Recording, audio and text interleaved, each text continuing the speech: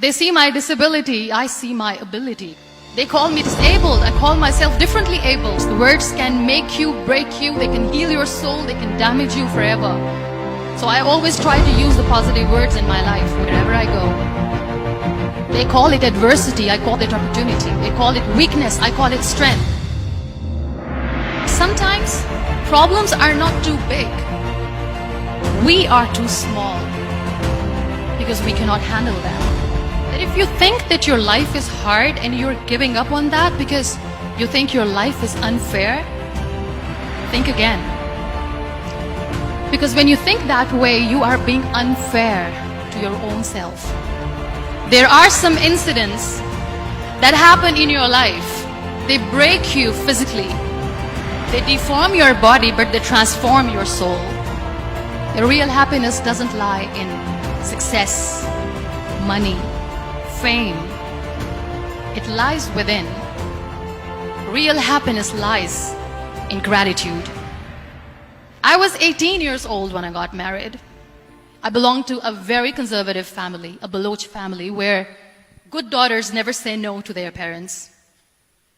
My father wanted me to get married, and all I said was, if that makes you happy, I'll say yes.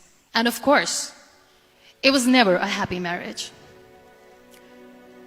Just about after 2 years of getting married, about 9 years ago, I met a car accident. Somehow my husband fell asleep and the car fell in the ditch. He managed to jump out, saved himself. I'm happy for him. But I stayed inside the car and I sustained a lot of injuries. The list is a bit long. Radius ulna of my right arm were fractured. The wrist was fractured. Shoulder bone and collarbone were fractured. But that injury that changed me and my life completely. Many people came to rescue. They gave me CPR. They dragged me out of the car. And while they were dragging me out, I got the complete transection of my spinal cord. Those 2.5 months in the hospital were dreadful. I was at the verge of despair. One day, doctor came to me and he said, well, I heard that you wanted to be an artist, but you ended up being a housewife. I have a bad news for you. You won't be able to paint again. Next day, doctor came to me and said, your spine injury is so bad, you won't be able to walk again. I took a deep breath and I said, it's all right. The very next day, doctor came to me and said, because of your spine injury and the fixation that you have in your back, you won't be able to give birth to a child again. That day, I was devastated. I still remember, I asked my mother, why me? And that is where I started to question my existence. Why am I even alive? So what kept me going was, one day I asked my brothers, I know I have a deformed hand, but I'm tired of looking at these white walls in the hospital and wearing these white scrubs. I'm getting tired of this. I want to add more colors to my life. I want to do something. Bring me some colors, bring me some small canvas. I want to paint. So the very first painting I made was on my deathbed, where I painted for the very first time. It was not just an art piece or just my passion. It was my therapy. What an amazing therapy it was. Without uttering a single word, I could paint my heart out. I could share my story. People used to come and say, what lovely painting. So much color. Nobody could see the grief in it. Only I could. And that day I decided that I'm going to live life for myself. I am not going to be that perfect person for someone. I am just going to take this moment and I will make it perfect for myself. That I'm going to fight my fears. So I wrote down one by one all those fears. And I decided that I'm going to overcome these fears one at a time. You know what was my biggest fear? Divorce. But the day I decided that this is nothing but my fear, I liberated myself by setting him free. And I made myself emotionally so strong that the day I got the news that he's getting married, I sent him a text that I'm so happy for you and I wish you all the best. And he knows that I pray for him today. Number 2 was, I won't be able to be a mother again. And that was quite devastating for me. But then I realized there are so many children in the world, all they want is acceptance. So there is no point of crying, just go and adopt one.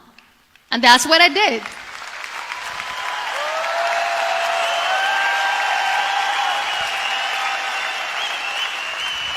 I gave my name in different organizations, different orphanages, and I waited patiently.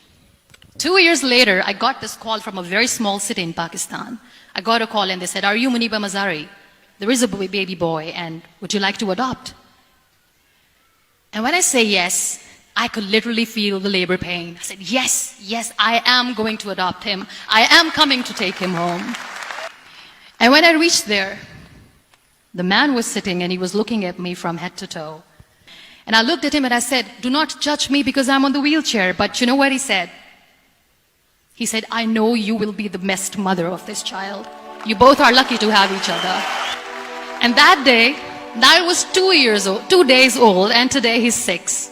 You know, when you end up being on the wheelchair, what's the most painful thing? People think that they will not be accepted by the people because we, in the world of perfect people, are imperfects. So I decided to appear more in public. I started to paint.